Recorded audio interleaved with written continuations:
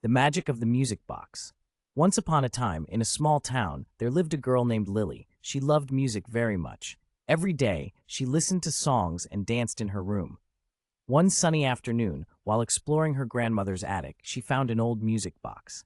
It was beautiful, with colorful flowers painted on it. Lily opened the music box and a sweet melody began to play. The sound was magical. She felt happy and wanted to dance. As she twirled around the attic, something incredible happened. The room filled with sparkling lights, and she saw fairies dancing with her.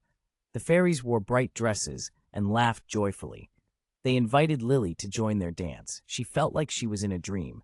The music from the box made everyone feel cheerful and free. They spun and twirled, creating a beautiful circle of light.